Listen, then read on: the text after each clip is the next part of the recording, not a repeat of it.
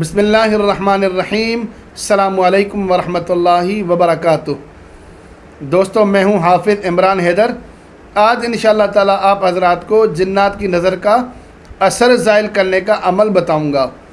بہت سے لوگوں پر نظر ہوتی ہے، کبھی نظر خود کی خود کو لگ جاتی ہے، گھر کے افراد کی لگ جاتی ہے، بہن بھائیوں کی لگ جاتی ہے، کبھی والدین کی لگ جاتی ہے، اڑوس پڑوس کے لوگوں کی لگ جاتی ہے، کبھی دشمن کی نظر لگ جاتی ہے حسد کی بنیاد پر، اور اس نظر بد کے اثرات آپ نے دیکھ ہی لیے ہوں گے۔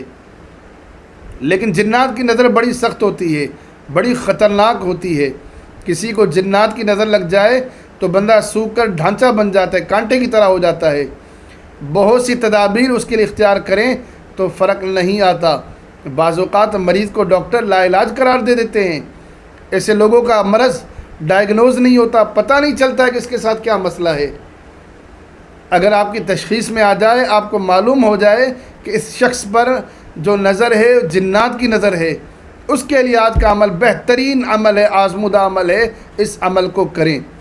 عمل بیان کرنے سے پہلے ریکویسٹ کرتا ہوں، میرے چینل کو سبسکرائب کریں، میری ویڈیوز کو لائک کریں، میری ویڈیوز کو شیئر کریں تاکہ زیادہ سے زیادہ لوگ فائدہ اٹھا سکیں۔